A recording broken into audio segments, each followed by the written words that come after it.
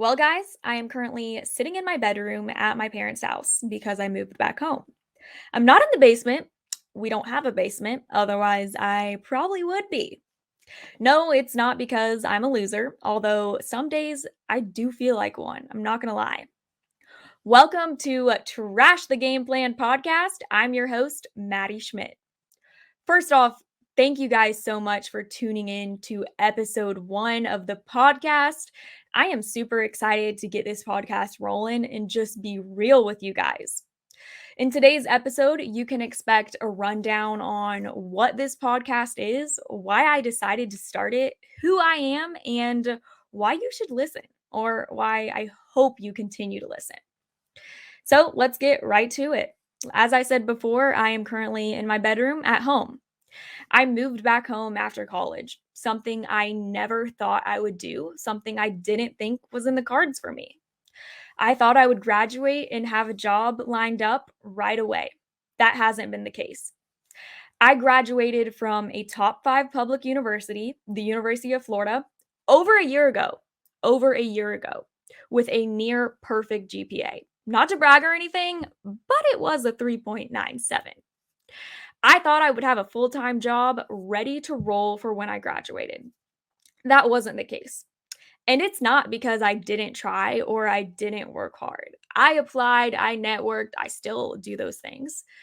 But it just hasn't worked out in my favor. Hence why I am back at home and starting this podcast for you guys and for me too. Trash the Game Plan is all about accepting the fact that sometimes our game plans for life don't really work out. That's something that I'm currently trying to grasp and be okay with. So, I was the type of person who always knew what they wanted to do with their life.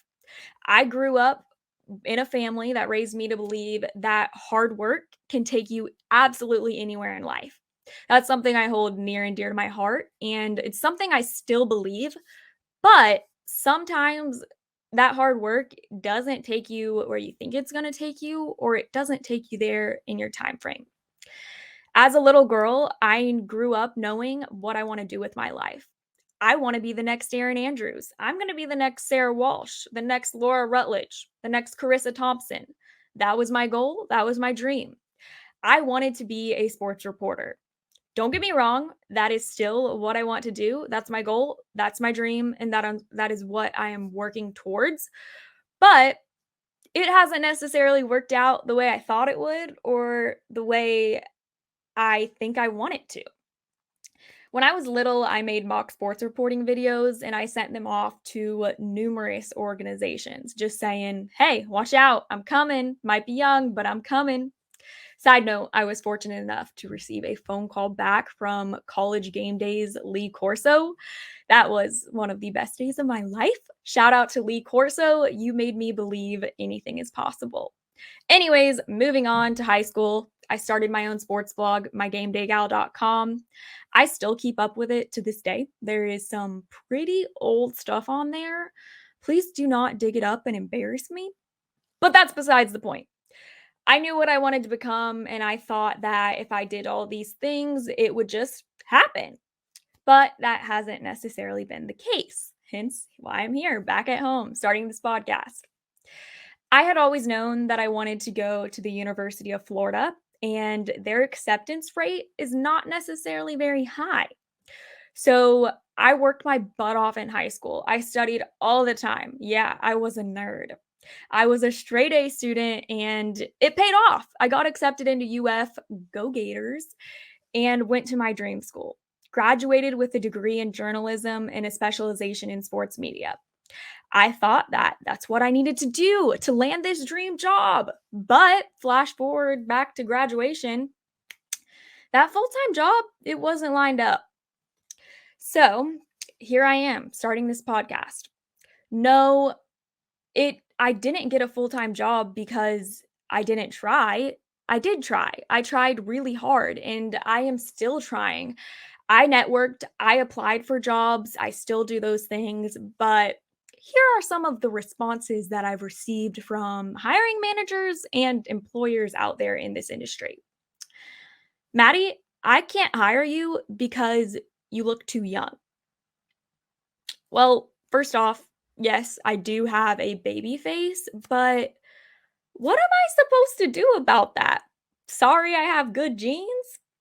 When I'm 40, it'll be nice that I look 30. Anyways, another response that I've gotten is, Maddie, your resume reel, your sports broadcasting video showing off your skills, so to speak, it's too fun. Pause for a second. If you know me personally, and my family will absolutely swear by this, I'm a very serious person. And the fact that someone thought that my resume reel was fun is something that I am very proud of because I've been trying to work on being more fun on air. Because in my personal life and a lot of times in my professional life, I'm a very serious, rigid person. My family and my friends tell me that, Maddie, you just need to breathe and take a chill pill. So, yeah, my sports broadcasting reel was too fun. And oh, here's another one for you guys. You look younger when your hair is curly.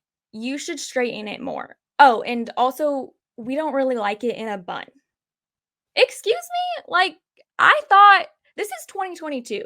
With everything going on in the world, I thought physical appearance didn't really matter as much. I thought that it mattered what's on the inside. Like, why does it not matter about my capabilities and my skills? I'm a good writer. I'm a good storyteller. I can connect with people. I can communicate. Why do these skills not matter when searching for a job? Why does it matter that you like my hair better straight? Anyways, we'll get way more into the sports broadcasting, sports media, trying to find a job in this industry in a later episode. That's not my point necessarily. My point is, I have tried extremely hard to land a job in this industry, and it just hasn't worked out yet. I'm not giving up, but part of me, something inside of me was pushing me and telling me that I needed to start this podcast. I need to tell my story and I just need to be open. I need to be real and I need to be honest. So, Trash the Game Plan podcast is all about keeping it real. I am going to talk candidly with you guys about just about everything. We're going to talk sports because that is my passion. That is still my career goal. I love football. I love baseball. I love a lot of sports. So we're going to talk sports in every episode. But we're also going to talk about a lot of other things because, hey, there's more to me than just sports. There's more to me than just my lack of a job right now. Just like they say there's more to people than their job, there's also more to people than their lack of job. So, some of my other passions and hobbies and things we're probably going to talk about on this podcast are food because I absolutely love food. If I could eat pizza every single night of the week, I totally would. I told my boyfriend that we're having pizza at our wedding. I don't really care what else there is. As long as there's pizza, I will be happy. Side note, pineapple does go on pizza. I also have a sweet tooth like no other. It's honestly a really bad habit. Every single night I eat dessert. I've tried to break that habit, but it just my family told me I get pretty grumpy and they're like, "Maddie, eat the cookie. You'll be happier and we'll be happier." So yeah, I have a sweet tooth like no other. That brings me to my other hobby, exercise, which I love to exercise. And that's a good thing because if I didn't, I'd probably be a bit unhealthy considering the amount of pizza and dessert I eat. So I use exercise because I want to stay healthy. And it's not always about being thin, so to speak, but we got to stay healthy. Exercise is also a huge stress reliever for me. I am a very high anxiety person. I've had my fair share of mental struggles in my life, and we'll get more into those in a later episode. I've even had an eating disorder in high school. I'm sure that's very common for females, way too common. We'll talk about that more in another episode. I can finally feel like I'm at a place in my life where I have a healthy relationship with both food and exercise. So, those are 2 topics and things that are near and dear to my heart and things that I love, but I didn't always used to be this way. I wasn't always the girl that would eat pizza and eat cake and feel fabulous about it, which I do now. So, I can't wait to dive more into that with you guys. Aside from those topics, I want to talk about whatever you want to talk about. I want Trash the Game Plan to be an open place where we can just be real. Feel free to comment, like, subscribe, whatever, DM me on Instagram, on Twitter. Let me know what you want to know about me and what you want to be talked about more on this podcast. So feel free, shoot me that message. We're just going to talk about whatever's going on in life. We're going to be real. We're going to be honest. And we're also going to have a lot of special guests on Trash the Game Plan. That brings me to our very first guest. Trash the Game Plan's very first guest is James Bates. How are you today, Bates? Well, I'm the number one guest, so I'm pretty good, I would say, Maddie. Thank you. What an honor! But I'm very nervous. I mean, where do I start? Well, I had to break out my Batesy art defense t-shirt because I knew we would be talking. So those of you who are just listening, you better pull up this stream so you can see how sick his art is. But And Bates, that why don't that looks good, and I wore my art, even though Scarface says don't get high on your own supply. I like my stuff. That's why I kind of create it, because I do it because it's stuff I want to wear. So I wear my Chucky shirt all the time, and I wear my Trevor Lawrence shirt a lot too. the Jags won this past weekend, so I think you're allowed to. Okay. But Bates, why don't you go ahead and give an introduction of yourself because I know you can do it way better than I can. Okay. Well, I guess first of all, I've got a cool little family. My wife and I met at the University of Florida. She was a swimmer. She's from Decatur, Illinois. Her name's Tina, and she swam at Florida. Was an All-American swimmer at UF. We were freshmen at the same time. I played football at the University of Florida. I was a linebacker, an All SEC linebacker, and co-captain of the 1996 national championship team. We won 4 SEC championships by the time we were out of there, so that's really cool. I'm really proud of that. Since then, we've had 3 kids, and 2 of our daughters now swim at the University of Florida, and that's just the coolest thing ever. Our son just graduated from UNF in Jacksonville, and he's a fishing captain over in St. Augustine, and I'm really proud of him. We're going to go fishing with him tomorrow and go see Papa Chubby, who's a great blues singer over in St. Augustine. So life is pretty good right now. I'm getting ready for a broadcast this weekend. I'm doing Virginia at Duke. I call ACC games. I've done a lot of play-by-play and hosting over the years, but I'm an analyst right now for ACC games. I teach a class. I tell my students that I have 3 dream jobs, really, and I mean it. To be able to go out and to call football games, to host these shows, portraits that are airing on ESPN2 that I'm really proud of, just to do TV work, to teach a class. This is my 11th semester, believe it or not. And you're an OG, Maddie. You went through that class and had a good time in there. And it's my 11th semester of teaching a play-by-play on-air talent class at UF. And I'm also an artist. I really spend most of my time here in my studio and working on my art. And that, to me, aside from my family, and is really, believe it or not, something that I'm maybe even most proud of.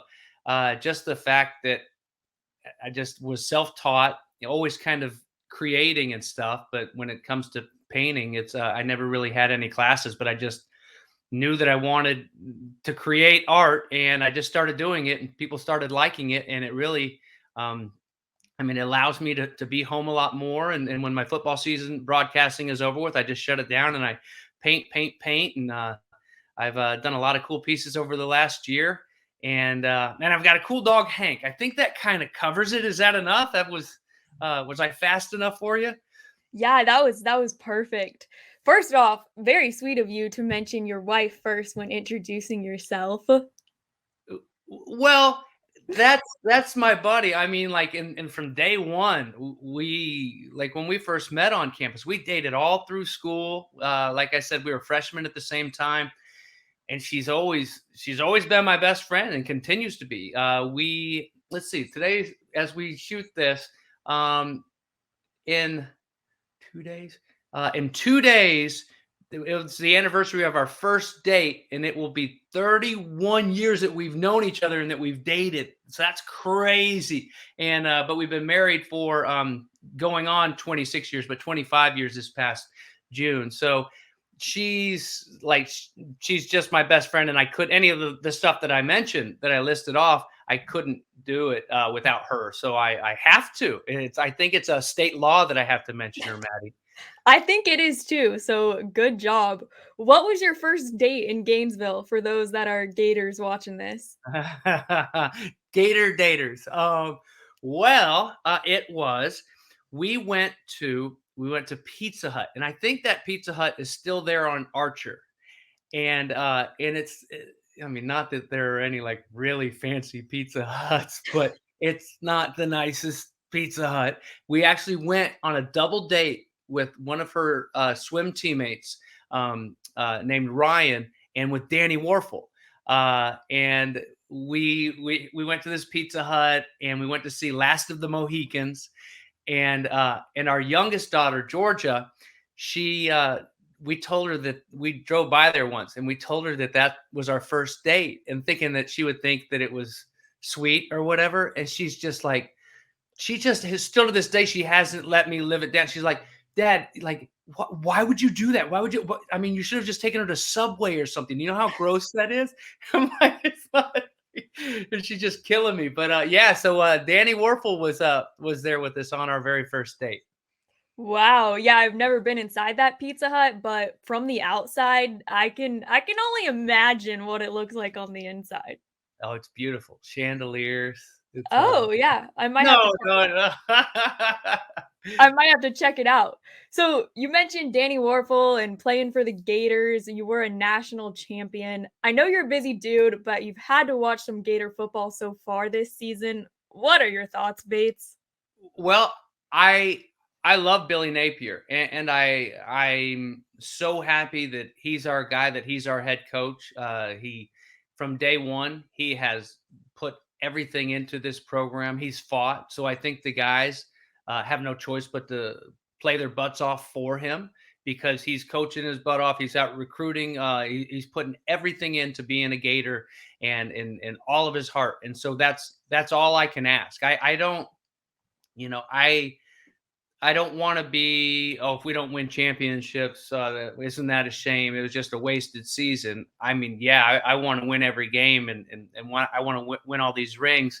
I'm just I just want to see our guys play hard and to care, and to act like it matters to wear orange and blue. And I don't know that that was always there at times in the past, but I feel like it's definitely there now. Just the Tennessee game this past weekend, it was so good to see Anthony Richardson just kind of take that step forward after he had struggled for a couple of weeks, the offense as a whole. So it's good to see some positive energy going back through that side of the ball and through him, because I can't even imagine what that would be like to, you go out, and it's finally your show, and everybody hopes you do good. And then against Utah, you do really good. And then that next week, they're having you pose for pictures next to Tim Tebow, and acting like you're the next Heisman Trophy winner, and all of this NIL stuff that just blows my mind as it is anyway. And you've got all these people pumping you up, and then Kentucky comes in, and they have an incredible game plan for him, and they shut him down, and he struggled, and he admitted it. And then the next week, he was kind of remained in that funk. So I can't even imagine what that would feel like, to have your confidence being on top of the world, and then just to come crashing down at such a young age. And so I just wanted so much for him to just kind of get that feel good back, because we need him so much when they went up to Tennessee, and I knew it was going to be tough to do. Now, I I hate it when the Gators lose, and I triple hate it when we lose to Tennessee, fortunately, I haven't been triple hating too much here over recent years because they haven't beaten us too much. And I'm so glad that I can say that my teams, we never lost to Tennessee. But just my game last weekend, I was at NC State and my game started at 7:30. So with the 3:30 kick in Neyland Stadium, I watched the first half, and the fact that we were only down 3 at halftime, I felt we were pretty lucky because I think we could have just as easily had been down what felt like about 3 touchdowns at halftime. So in my pregame prep and all the stuff we're doing before the game, I didn't get to see all of the second half, but just kind of following the score and watching some highlights when I could as I got ready for my game, just to see him fight back into it, to come out of that locker room in the second half. I'm proud of that, and like I said, that's all I can ask for as a former player is to just care. And we may be a little bit behind, depth wise, recruiting wise. And I think we're going to get the recruits in because of what Billy Napier is doing. But those guys that are here, man, I just want them to be proud of wearing that uniform because it meant so much to so many of us. Yeah, I think you, a former player, understand better than any of us and the typical fans out there the emotions that go into each game. I mean, I grew up a Gator fan. There were days, I can't believe I'm about to admit this on the internet, but there were days when I was little that I would cry when Florida lost. It would be the worst day of my life when Florida lost, and it didn't even affect me in reality. So I think now it's important for us and the fans to just have a little patience and truly just believe in what Napier is building and understand that this is just year one. Yeah. And the crazy thing, like you're saying, is like almost everybody that's a Gator fan that you went to school with that comes through my class or is here, and especially in this day and age, they know quite a bit about UF and the Gators, and when long before they get here, the first I ever had even heard of seen any action from the University of Florida when was like 3 years before I got here. I just even though I grew up with a dad as a football coach, he was always like Southwest Conference, out west or up West Virginia, and so Florida was all like a bit of a mystery to me. And my dad was actually Spurrier's first defensive coordinator here in 1990 when I was a junior in high school up in East Tennessee. And so I came down for a spring game and I was like, oh, okay, this is pretty cool. Like, it's like when you're not in Florida, everybody thinks Florida's pretty cool. Like they love to hate on Florida, but they all want to go on vacation to Florida. And so it's like, it's like Spurrier says when he used to recruit the out of staters, he'd say, shoot, you got all these people saving up their whole life trying to turn 60 and move down to Florida. And you got a chance to come down and you're just 18. And I was like, yeah, well, sign me up. And so when they recruited me, and Coach Spurrier was already kind of spinning that magic a little bit around here, I had to be a part of it. And I'm so glad I did. I mean, I mentioned my wife earlier and told you how we met early, but just to everything, even away from the football field, I feel like I owe so much of who I am to the University of Florida, and the fact that I can come back and teach a class at UF and try to make UF that much better and make UF students that much happier. Even though we made the teacher next door came over and told us to be quiet because we were being too loud again, which it happens more often than not. And it's like, but I mean, we just get in there and it's just like I just love being around you guys and just young Gators and trying to do my best to just bring a smile to their face, if nothing else, while we're learning something and just trying to make UF that much better. And so it's I made the right choice, even though I didn't know too much of what I was getting into. But to come in kind of a little bit blindly, I made a lot of dumb decisions in my younger days. But the one most important decision, like there's no way I could have made a better choice. And I'm just so glad to this day that the 18-year-old James Bates chose to become a Gator. I can't believe that it's been 11 years you've been teaching a class over there at Florida. That's a Well, long time. 11 semesters, so like 5 and a half ish years. Yeah, but yeah, that has been. And and a lot of you guys are off and sticking and moving, and it's so much fun to watch you guys get out there and get on the grind. And you have always, even in class, and I've told you this, and I'm not just saying because we're here on the podcast and because I'm your first ever guest, but I just love your energy, and I love your passion and your grind, and you get that. And there have there have been, a lot of students that have come through, and a lot of students that think that they know what hard work means, and a lot of great kids. But like when it comes to like really going out and just grinding, and I mean, you're starting a new podcast here. You don't ever sit still, and good things will come to you because of that, Maddie. And it's like, and I've always thought that I have always been impressed with your hustle and your energy. So just keep smiling and stay positive, and don't sit still, and you're gonna do great things. Well, thank you, Bates. That means a lot. And that brings me to another question I have for you. A lot of people graduate from college, especially from the University of Florida, prestige university in this state in the Southeast, and expect to have a full time job and expect things to work out.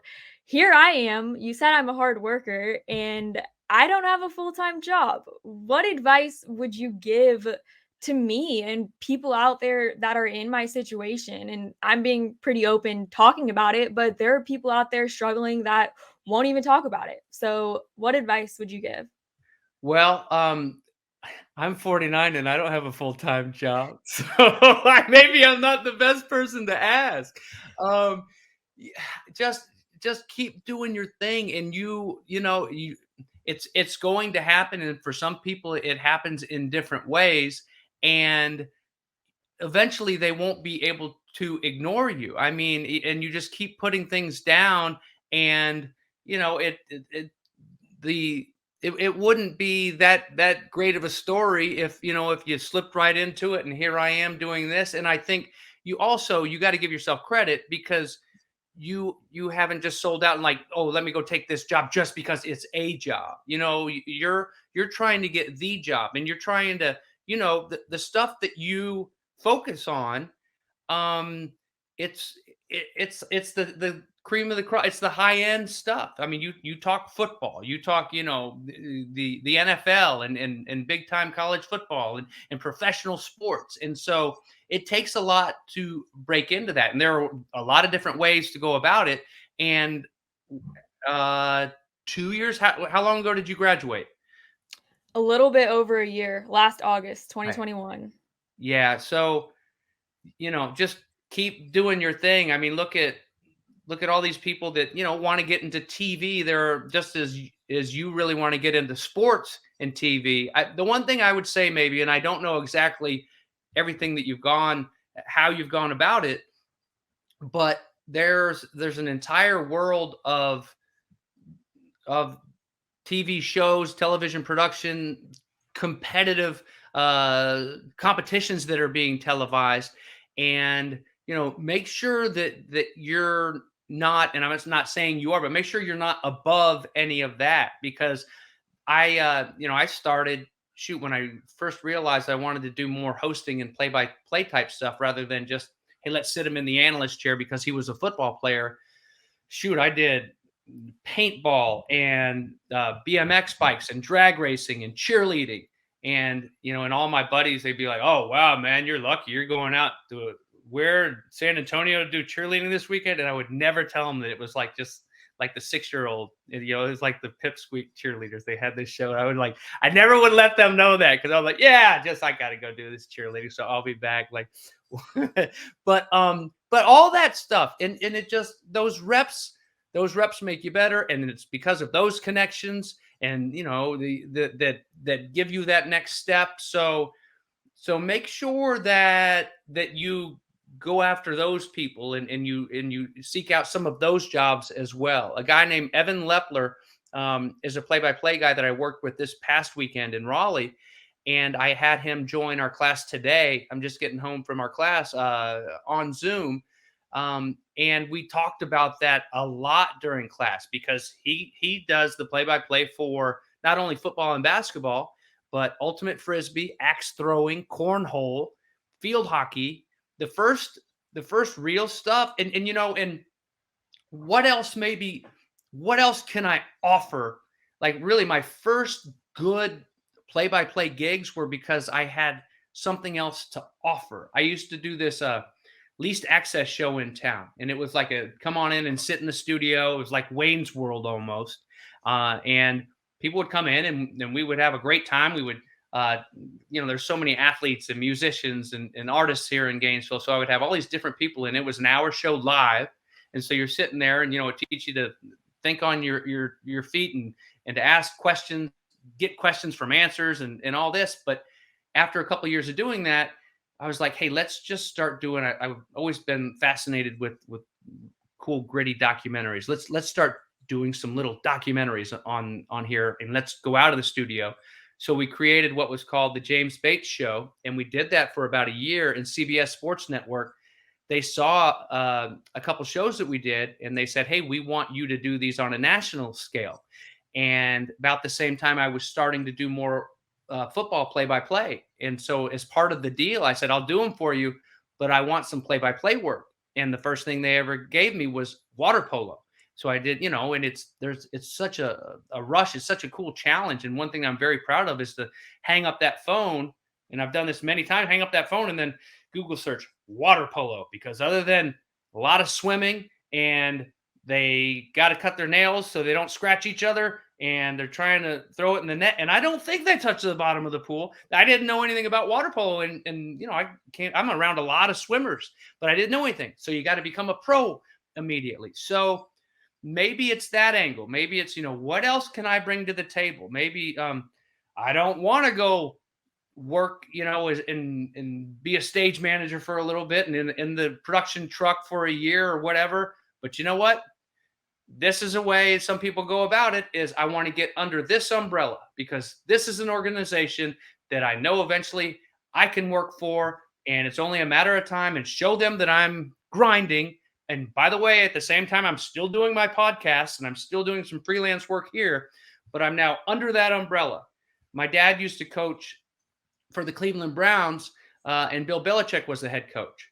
And there were guys, Eric Mangini, Jim Schwartz, Phil Savage are some names that were in the upper offices of the NFL and head football coaches in the NFL, but they started in jobs as like shuttle bus drivers just to get in the building with Belichick, because they knew that if they were part of that coaching tree and they paid their dues, that eventually they would be okay. And so, just it isn't always just going to come just by, driving down that highway of professional sports, or, the shiniest one. So just always kind of look at it through a different lens as well. Yep, got to start somewhere. And I think everything you shared applies to more than just the sports broadcasting industry. It can be applied to anyone who's just graduating college trying to figure it out. Bates, we've already been talking a while, but I do want to ask you just one more question, because I know there are a lot of college football fans out there watching. You're an ACC guy, call games for the ACC network. This conference is interesting right now with Clemson, Wake Forest. Hey, FSU is 4-0. Yeah. What are your predictions for this conference? How are things going to play out?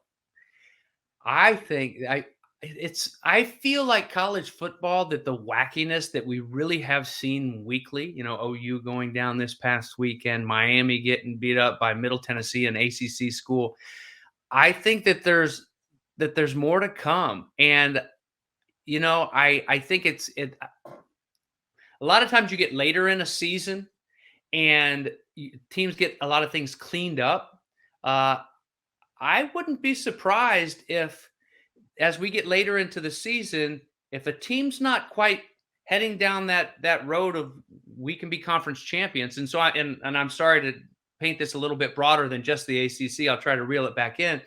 But these NIL deals, when it really changes the mindset, and hopefully not all of them, but just everything, and not just that, but the ability to transfer. Like, hey, come on in here, you're going to play as a freshman.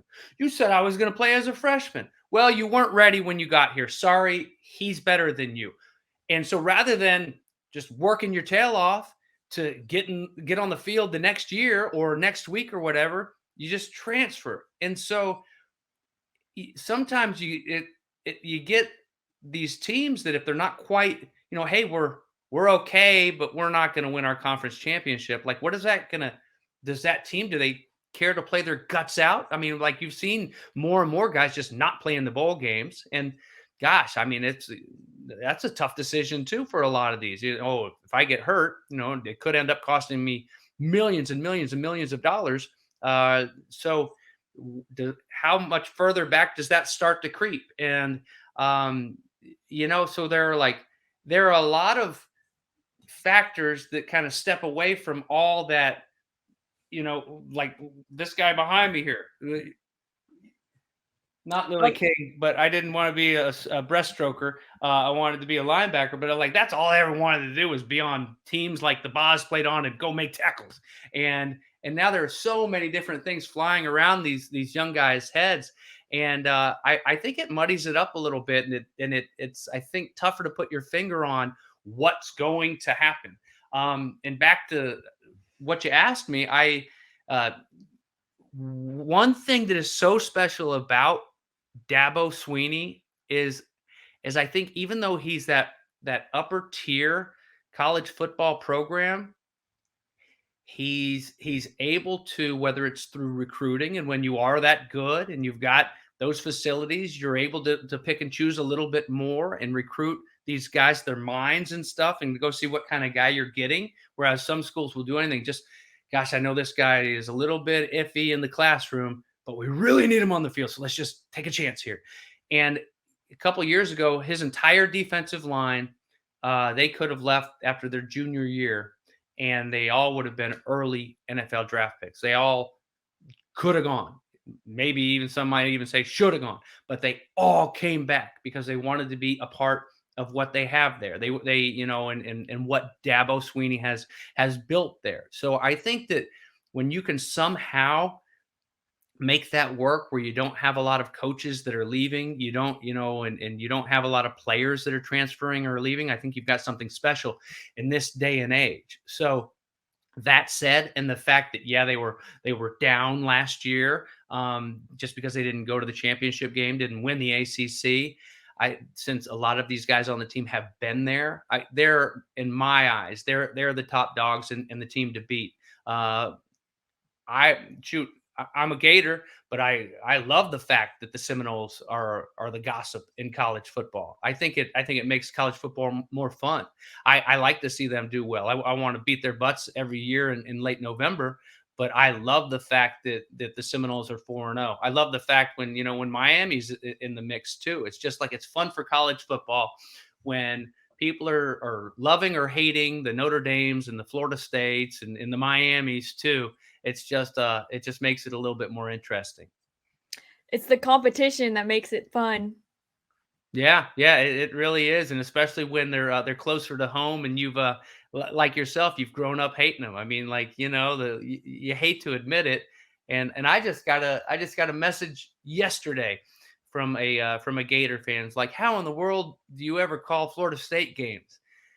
And like that's just silly to me because it's like, man, these guys they're the same dudes that I played with. They just chose a different school, and they're out there playing their guts out and living out a dream. I mean, they're all living out a dream. I had, a couple weeks ago, I had Richmond playing Virginia, and it was a bit of a lopsided game.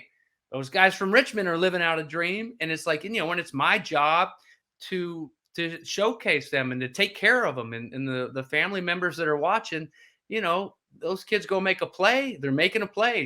Talk them up and have something to say about them and put in the work. So you do have a little tidbit to say about some of these guys that are out there making plays. All right, Bates. Thanks so much for being at Trash the Game Plan's very first guest, sharing all your knowledge and wisdom about not only Gator sports, but life in the University of Florida. So it was a lot of fun. I appreciate it. Yeah. All right. First one. Never forget it, Maddie.